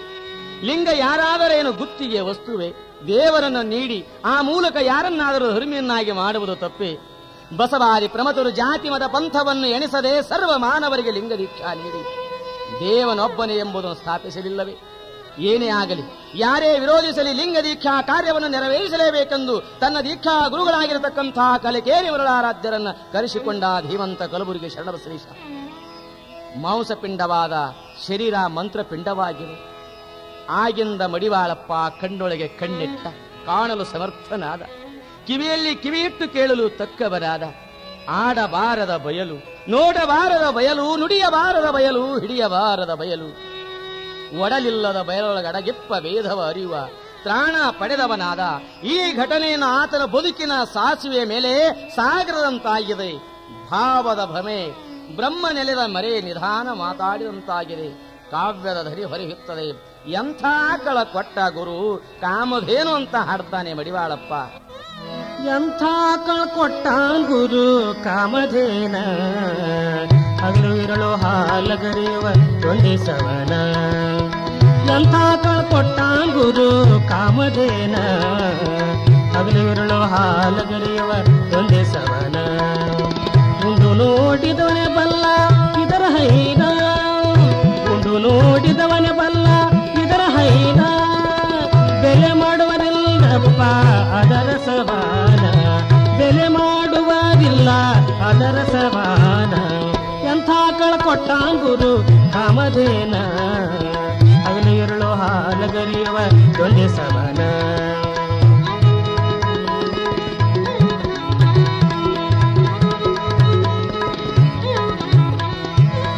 ಬಾದಿನದ ಕಳಪ್ಪ ಹಳೆ ಮುದುಕಿ, ಬಾದಿನದ ಕಳು ಹಳೆ ಮುದುಕಿ. ಮಾಡುತ್ತಾ ಬಂದೇನಪ್ಪ ಅದರ ಜ್ವಾಕಿ, ಮಾಡುತ್ತಾ ಬಂದೇನಪ್ಪ ಅದರ ಜ್ವಾಕಿ.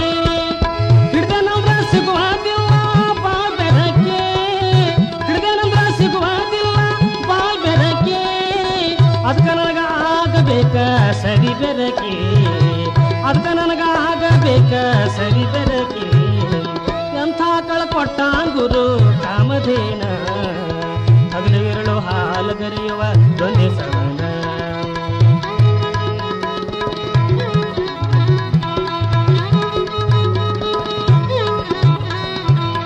ಬಾಯಿ ನೋಡಿದರ ಒಂದು ಹಲ್ಲು ಇಲ್ಲ, ಬಾಯಿ ನೋಡಿದರ ಒಂದು ಹಲ್ಲು ಇಲ್ಲ.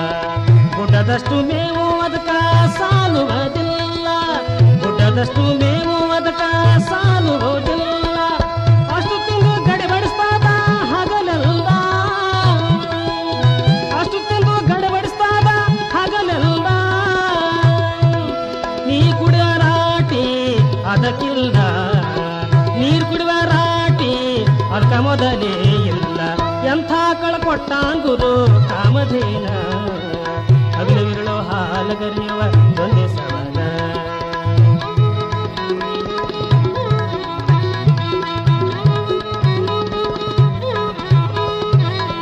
ಆಕಳಿರುವ ಸ್ಥಳ ಶಿವಪುರದಲ್ಲಿ, ಆಕಳಿರುವ ಸ್ಥಳ ಶಿವಪುರದಲ್ಲಿ.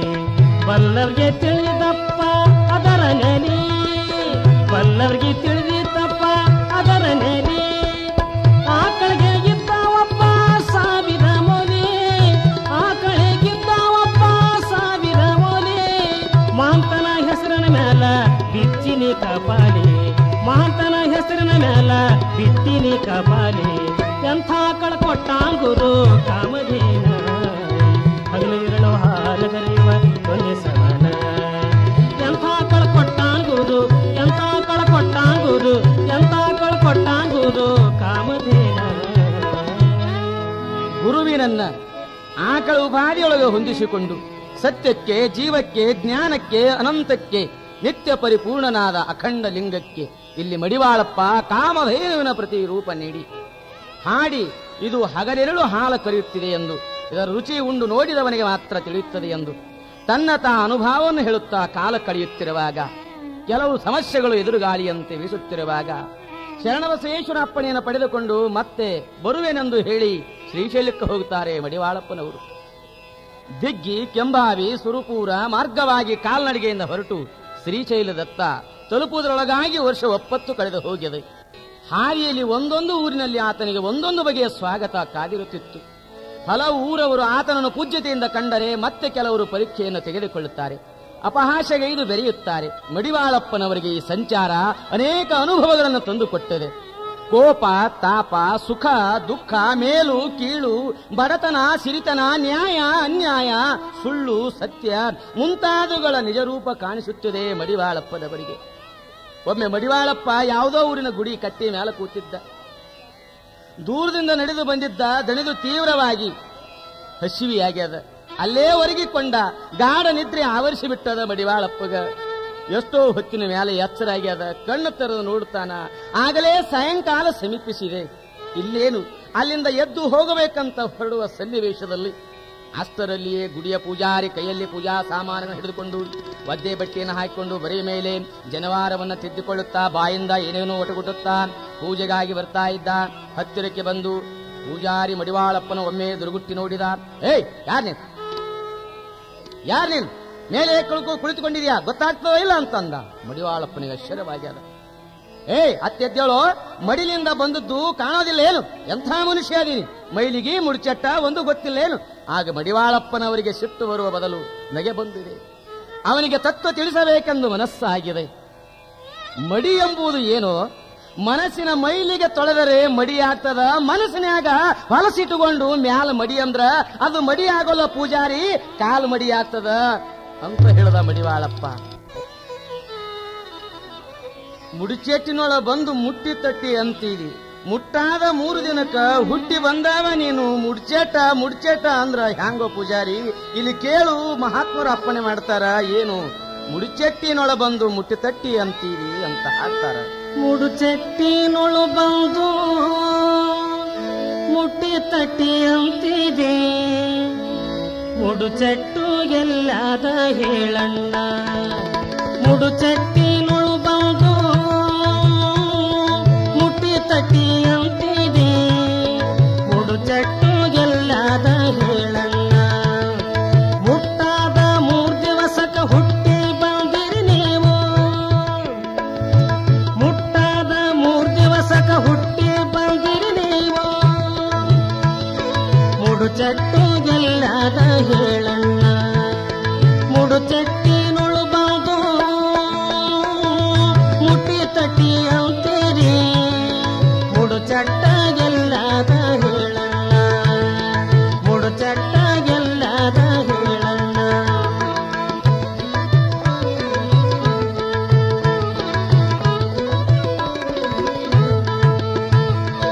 ಊರ ನರಕವ ತಿಂದು ಬೋರಡಿ ಹಿಂಡುವ ಎಮ್ಮಿ ಹಾಲಿನ ಸಣಿಯಾನೆ ನೋಡಣ್ಣ. ಊರ ನರಕವ ತಿಂದು ಬೋರಡಿ ಹಿಂಡುವ ಎಮ್ಮಿ ಹಾಲಿನ ಸಣಿಯ ನೋಡಣ್ಣ. ಅದ್ರ ಸ್ವಾದ ನೀವುಂಡು ಗುಂಡಾಗಿ ಕೂತೀರಿ, ಅದ್ರ ಸ್ವಾದ ನೀವುಂಡು ಗುಂಡಾಗಿ ಕೂತೀರಿ. ಶೀಲ ಎಲ್ಲಿ ಉಳಿತು ನೀ ಹೇಳಣ್ಣ, ಶೀಲ ಎಲ್ಲಿ ಉಳಿತು ಹೇಳಣ್ಣ. ಮುಡುಚಟ್ಟಿನೊಳು ಬಂದು ಮುಟ್ಟಿ ತಟ್ಟಿ ಅಂತೀರಿ, ಮುಡುಚಟ್ಟು ಎಲ್ಲಾದ ಹೇಳಣ್ಣ, ಮುಡುಚಟ್ಟು ಎಲ್ಲಾದ ಹೇಳಣ್ಣ.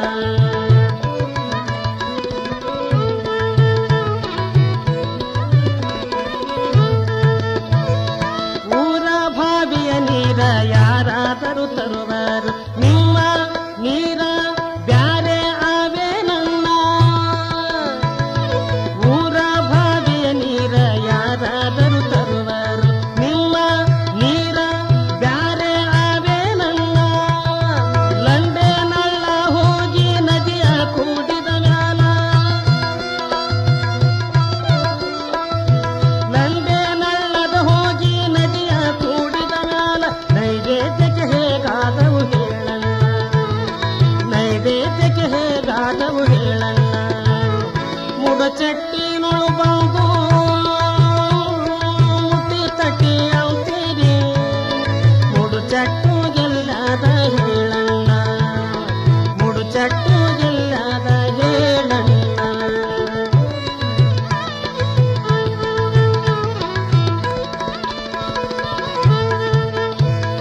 ಸೂಸಲಾಡುವ ದೇಹ ಸೋಸಿ ನೀರವ ಮಾಡಿ ಮಡಿ ಮಾಡಿಕೊಳ್ಳಬೇಕಣ್ಣ. ಸೂಸಲಾಡುವ ದೇಹ ಸೋಸಿ ನೀರವ ಮಾಡಿ ಮಡಿ ಮಾಡಿಕೊಳ್ಳಬೇಕಣ್ಣ. ಶ್ರೀರಾಮಾಂತೇಶನ ಬಿಡದೆ ಕೊಂಡಾಡಿದರೆ, ಶ್ರೀರಾಮಾಂತೇಶನ ಬಿಡದೆ ಕೊಂಡಾಡಿದರೆ ಕಡಿತನಕ ಮಡಿಯಾಗುತ್ತಾದಣ್ಣ,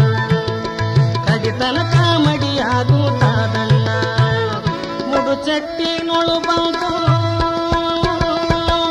ತಟಿಯಂತಿದೆ ಮುಡು ಚಟ್ಟು ಎಲ್ಲದ ಹೇಳಲ್ಲ ಹುಟ್ಟಾದ 3 ದಿವಸಕ ಹುಟ್ಟಿ ಬಂದಿರಿ ನೀವು ಮುಡು ಚಟ್ಟು ಎಲ್ಲದ ಹೇಳಲ್ಲ ಮುಡು ಚಟ್ಟು ಎಲ್ಲದ ಹೇಳಲ್ಲ ಮುಡು ಚಟ್ಟು ಎಲ್ಲದ ಹೇಳಲ್ಲ.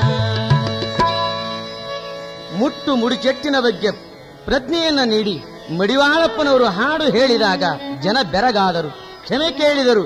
ಅಲ್ಲಿ ಧರ್ಮ ತತ್ವಗಳನ್ನು ತಿಳಿಸಿ ಶ್ರೀಶೈಲ ಯಾತ್ರೆ ಮುಗಿಸಿಕೊಂಡು ಮತ್ತೆ ಅರಳಗುಂಡಿಗೆ ಬರ್ತಾರೆ ಮಡಿವಾಳಪ್ಪನವರು.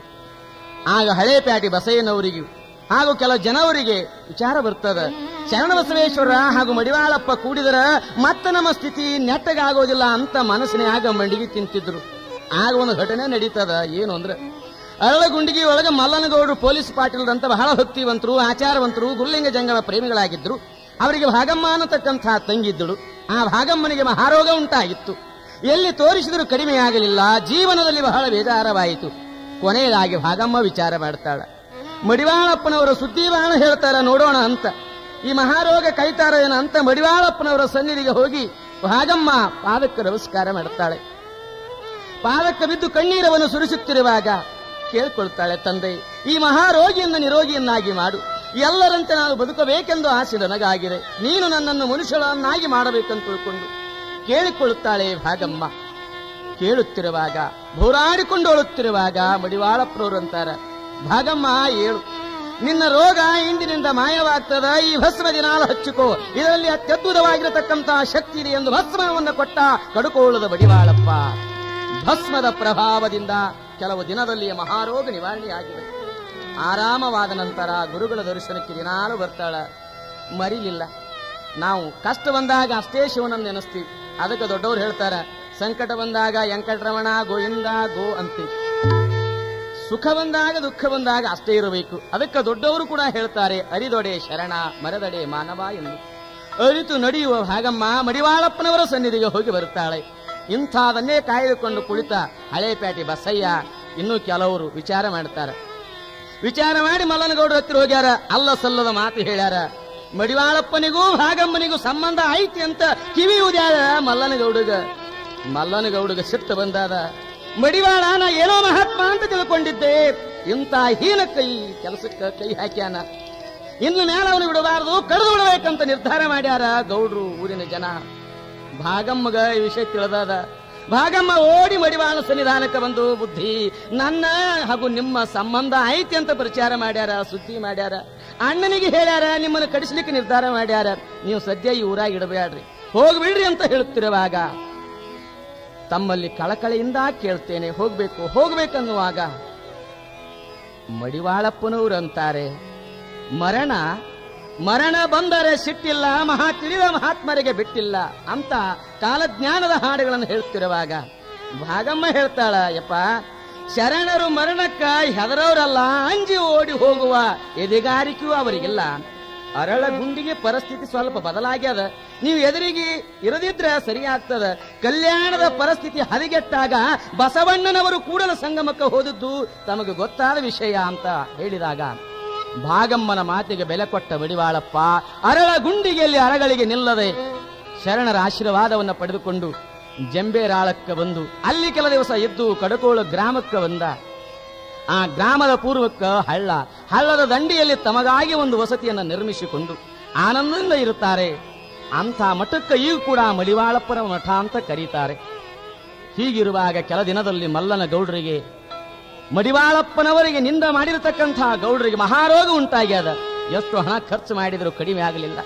ಭಾಗಮ್ಮ ಅಂತಾಳ, ಎಣ್ಣ ಮತ್ತೊಬ್ಬರು ಮಾತು ಕೇಳಿ ಮಡಿವಾಳಪ್ಪನವರಿಗೆ ಮನಸ್ಸಿಗೆ ಬಂದಂಗ ಅಂದಿದಿ, ಅವರ ಮನಸ್ಸು ನೊಂದುಕೊಂಡಾದ. ನಾಲಿಗೆ ನಿನ್ನದೈತಿ ಅಂತಂದ್ರೆ ಏನೇನೋ ಮಾತಾಡಿಬಿಟ್ಟಿ. ಅವರನ್ನ ಕಡೆಯಲು ಸಿದ್ಧನಾದಿ. ಅದರ ಫಲವೇ ನಿನಗೆ ಮಹಾರೋಗ ಉಂಟಾಗ್ಯದ. ಈ ರೋಗ ಮಡಿವಾಳಪ್ಪನಿಂದಲೇ ಕಡಿಮೆ ಆಗಬೇಕು, ಮತ್ತಾರಿಂದಲೂ ಸಾಧ್ಯ ಇಲ್ಲ ಅಂತ ತಿಳಿಸಿದಾಗ ಮಲ್ಲನ ಗೌಡ್ರು ಓಡುತ್ತಾ ಕಡುಗೋಳಕ್ಕ ಆಗಮಿಸ್ಯಾರ. ಬಾಗಿಲಲ್ಲಿ ಸಾಷ್ಟಾಂಗ ಪ್ರಣಾಮವನ್ನು ಸಲ್ಲಿಸ್ಯಾರ. ಗುರುದೇವ, ನಾನು ನಿಮ್ಮ ನರಿಯಲಿಲ್ಲ, ಅನ್ಯರ ಚಾಡಿ ಮಾತುಗಳನ್ನು ಕೇಳಿ ಕೆಟ್ಟು ಹೋದೆ, ಸಲ್ಲದ ಅಪವಾದ ಕೊಟ್ಟು ನಿಂದೆ ಮಾಡಿದೆ, ಅಲ್ಲದೆ ಬಹು ದುಷ್ಟತನವನ್ನು ನಿಮ್ಮ ಮೇಲೆ ಹೊರಿಸಿದೆ. ಅದಕ್ಕೆ ಶಿವ ನನಗೆ ಈ ರೀತಿಯಾಗಿ ಮಾಡಿದ್ದಾನೆ, ದಯವಿಟ್ಟು ಕ್ಷಮಿಸಬೇಕು, ಕೈ ಬಿಡಬಾರದು ತಂದೆ, ನೀವು ಹೇಳಿದಂತೆ ಕೇಳುತ್ತೇನೆ ಎಂದಾಗ ಮಡಿವಾಳಪ್ಪನವರ ಮನಸ್ಸು ಪರಿವರ್ತನೆಗೊಂಡು ಅವನ ಮನಸ್ಸು ಪರಿವರ್ತನೆಯಾಗಿದೆಯಲ್ಲ ಅಂತ ಪರೀಕ್ಷೆ ಮಾಡ್ತಾರೆ. ಗೌಡ, ನಾ ಹೇಳ್ದಂಗ ಕೇಳ್ತೀಯ? ಕೇಳ್ತೇನ್ರಿ ಬುದ್ಧಿ. ಹೋಗು, ಊರಿಗೆ ಹೋಗಿ ನಿನ್ನ ಹೆಂಡತಿಯನ್ನು ತಂದು ನನಗೆ ಒಪ್ಪಿಸುವಂತ ಕೇಳ್ತಾನೆ ಕಡುಕೋಳದ ಮಡಿವಾಳಪ್ಪ. ಹೂ ಗುರುಗಳ ಅಂದವನೇ, ಹೋಗಿ ಹೆಂಡತಿಯನ್ನು ಕರೆದುಕೊಂಡು ಬಂದು ಬಿಟ್ಟ. ನಿನ್ನ ಹೆಂಡತಿಯನ್ನ ತೆಗೆದುಕೊಂಡು ನಾನೇನು ಮಾಡ್ಲು? ನಿನ್ನ ಹೆಂಡತಿ ನನ್ನ ತಂಗಿ ಸಮಾನ, ನೀನು ಪರಿಪೂರ್ಣ ಜ್ಞಾನ ಬಂದಾದೋ ಇಲ್ಲ ಅಂತ ವಿಚಾರ ಮಾಡಲಿಕ್ಕೆ ಹೀಗೆ ಮಾಡಿದೆ ಅಂತ ಹೇಳುತ್ತಿರುವಾಗ ಅವರ ಆಶೀರ್ವಾದದಿಂದ ರೋಗ ನಿವಾರಣೆ ಆಗ್ಯದ. ತನ್ನ ಆಸ್ತಿ ಅವರ ಸನ್ನಿಧಾನಕ್ಕೆ ಅರ್ಪೇಶನ ಗೌಡ. ಮಠದಲ್ಲಿ ಸತಿಪತಿಗಳು ಸೇವಾ ಮಾಡಿಕೊಂಡಿರ್ತಾರ, ಅವರಿಗೆ 3 ಜನ ಗಂಡು ಮಕ್ಕಳು ಆಗ್ತಾರ. ಸಿದ್ಧಲಿಂಗಪ್ಪ ಅನ್ನತಕ್ಕಂಥವನಿಗೆ ದೀಕ್ಷಾ ಮಾಡಿಸಿ ತಮ್ಮ ತರುವಾಯ ಉತ್ತರಾಧಿಕಾರಿಯನ್ನಾಗಿ ಮಾಡ್ತಾರೆ ಕಡುಕೋಳದ ಮಡಿವಾಳಪ್ಪನವರು. ಹೀಗೆ ಅನಂತ ಲೀಲೆಗಳನ್ನ ಮಾಡ್ತಾ ಮಾಡ್ತಾ ಮಾಡ್ತಾ ಹೋಗ್ತಾರೆ. ಒಮ್ಮೆ ಎಲ್ಲೋ ಹೊರಟಿದ್ರು, ಹಾದಿಯಲ್ಲಿ ಒಂದು ಕಬ್ಬಿನ ತೋಟ ಕಾಣಿಸ್ತು. ಒಡನೆ ಕಬ್ಬು ತಿನ್ನಬೇಕಂತ ಇಚ್ಛೆ ಆಯ್ತು, ಪ್ರಬಲವಾಯ್ತು. ಆದ್ರ ಪರರ ಸ್ವತ್ತು ಅದಕ್ಕೆ ಆಶೆ ಮಾಡಬೇಡ ಅಂತ ಮನಸ್ಸಿಗೆ ಹೇಳ್ತಾರೆ.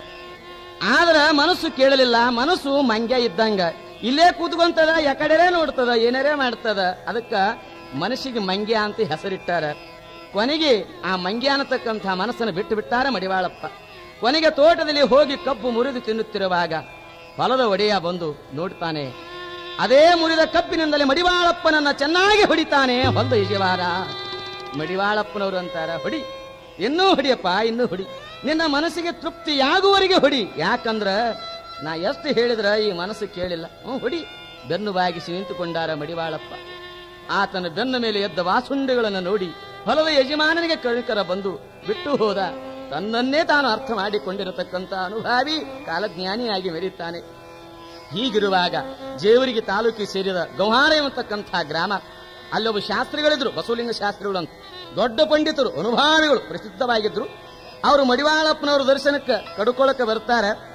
ಆಗ ಮಡಿವಾಳಪ್ಪನವರು ಕುರುಳುಗಳನ್ನ ಹಸ್ತಿದ್ರು. ಅದನ್ನು ಕಂಡು ಶಾಸ್ತ್ರಿಗಳಂತಾರ, ಮಡಿವಾಳಪ್ಪನವರಿಗೆ ಸಂಸಾರದ ಮಾಯಾ ಬಿಟ್ಟಂಗೆ ಕಾಣೋದಿಲ್ಲ. ಅಂದವರ ಏನಂತಾರ, ಏನ್ರಿ ಮಡಿವಾಳಪ್ಪನವ್ರ, ನಿಮಗಿನ್ನೂ ಮಾಯಾ ಬಿಟ್ಟಂತಿಲ್ಲ ಎಂದು ತಮ್ಮನ್ನ ಅನುಮಾನವನ್ನು ವ್ಯಕ್ತಪಡಿಸ್ತಾರೆ ಶಾಸ್ತ್ರಿಗಳು. ಶಾಸ್ತ್ರಿಗಳವರ ಮಾತು ಕೇಳಿದ ಮಡಿವಾಳಪ್ಪನವರು ಹೇಳ್ತಾರೆ, ಮಾಯ ಯಾವುದೋ ಹೇಳೋ ಶಾಸ್ತ್ರಿ, ನಿನ್ನ ಆಯತ್ವ ಅರಿಯದೆ ಬಾಳ ಬಾಯಿ ಕಿಸ್ತ್ರಿ ಎಂದು ನುಡಿದ. ಮಾಯ ಯಾವುದು ನಿರ್ಮಾಯ ಯಾವುದು ತಿಳಿಸಿದಾಗ ಶಾಸ್ತ್ರಿಗಳು ನಿಜವಾದ ಅರಿವು ಉಂಟಾಗಿ ಮಹಾಜ್ಞಾನಿಗಳಾಗ್ತಾರೆ. ಹೀಗೆ ಅನಂತ ಲೀಲೆಗಳನ್ನು ಮಾಡ್ತಾ ಮಾಡ್ತಾ ಮಡಿವಾಳಪ್ಪನವರು ಇರುವಾಗ ಯಾದಗಿರಿ ತಾಲೂಕಿನ ಬಳಚೆ ಗ್ರಾಮ ಅನ್ನತಕ್ಕಂಥದ್ದು ಒಂದು, ಅಲ್ಲಿ ಬಸವಲಿಂಗಪ್ಪ ಕಾಯಿಪಲ್ಯ ಮಾಡ್ತಿದ್ದ, ಉದ್ಯೋಗ ಮಾಡ್ತಿದ್ದ. ಅವನು ಒಂದು ಸಲ ಮಡಿವಾಳಪ್ಪನವ್ರ ದರ್ಶನಕ್ಕೆ ಬಂದ, ನಮಸ್ಕಾರ ಮಾಡಿದ. ಬುದ್ಧಿ, ನಾನು ಎಷ್ಟು ದುಡಿದರೂ ಜೀವನಕ್ಕೆ ಸಾಲದೊಲ್ದು, ಧನವ ಗಳಿಸಿ ಶ್ರೀಮಂತನಾಗಬೇಕಂತ ಆಸೆ ಆಗ್ಯದ, ತಾವು ಆಶೀರ್ವಾದ ಮಾಡಬೇಕು ಅಂದ್ರು. ಮಡಿವಾಳಪ್ಪನವ್ರು ಅಂತಾರ, ಬಸಲಿಂಗಪ್ಪ, ನೀನು ಈಗ ಧನ ಕೇಳ್ತಾ ಇದ್ದೀಯಲ್ಲ, ಅದು ಅಸ್ಥಿರವಾದದ್ದು. ಎಂಥ ಧನ ಗಳಿಸಬೇಕು ಗೊತ್ತೇನು? ಜೀವನದಲ್ಲಿ ಎಲ್ಲವೂ ಅಸ್ಥಿರ, ಅಸ್ಥಿರಂ ಜೀವಿತಂ ಲೋಕೆ ಅಂತ ಹೇಳ್ತಾರೆ. ನೀನು ಎಂಥ ಧನ ಗಳಿಸಬೇಕಂದ್ರೆ, ನೀನು ಗಳಿಸಿದ ಹಣ ನೀರಿಗೆ ಒಗೆದಾಗ ಮುಳುಗಬಾರದು, ಗಾಳಿ ಬಿಟ್ಟಾಗ ಹಾರಿ ಹೋಗಬಾರದು, ಬಯಲಲ್ಲಿ ಇಟ್ಟಾಗ ಯಾರೋ ಕದ್ದುಕೊಂಡು ಹೋಗಬಾರದು.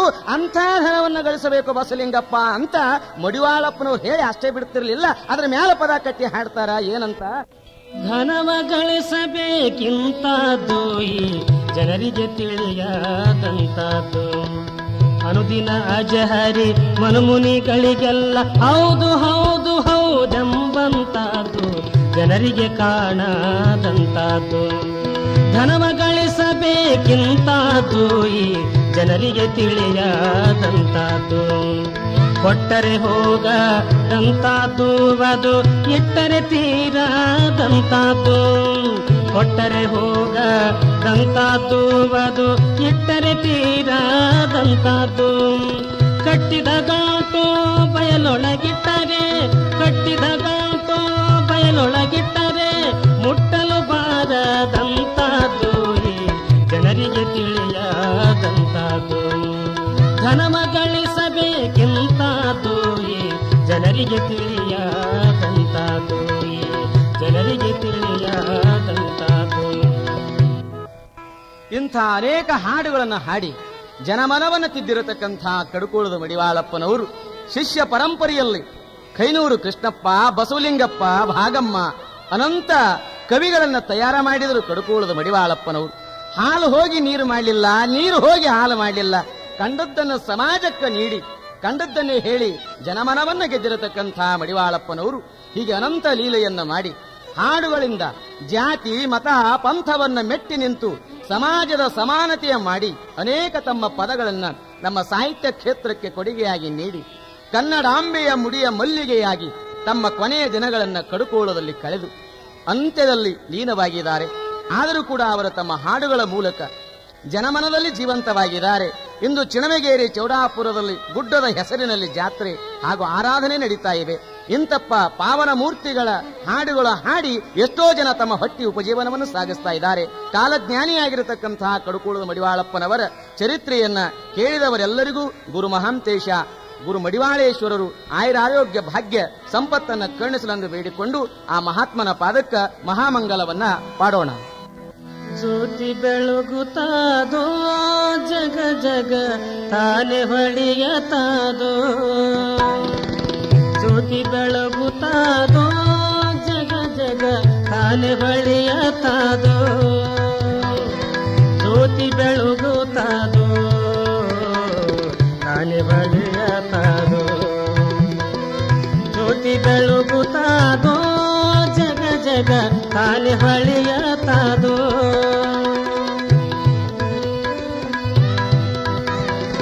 ಮಾನಸ ತುದಿ ಮೇಲೆ ಜ್ಞಾನಕ್ಕೆ ನಿಲುಕದೆ,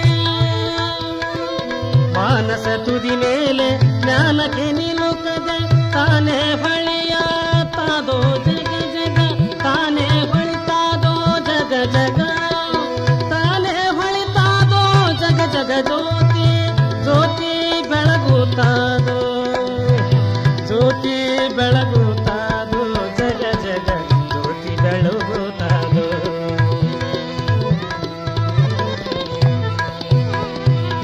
ಅಸ್ತಮಗಿರಿ ಚನ್ನ ಮಸ್ತಕದೋಳು ಚಲುವ, ಅಸ್ತಮಗಿರಿ ಚನ್ನ ಮಸ್ತಕದೋಳು ಚಲುವ, ವಸ್ತು ಹೊಳೆಯುವ ಜಗ ಜಗ ಬೆಳಗ್ಗೆ, ವಸ್ತು ಹೊಳಿತಾದ ಜಗ ಜಗ ಬೆಳಗ್ಗೆ, ವಸ್ತು ಹೊಳಿತಾದ ಜಗ ಜಗ ಬೆಳಗ್ಗೆ, ಜ್ಯೋತಿ ಬೆಳಗುತ್ತಾದೋ ಜಗ ಜಗ ತಾನೆ ಬಳಿಯತಾದೋ, ತಾನೆ ಬಳಿಯತಾದೋ, ತಾನೆ ಬಳಿಯತಾದೋ.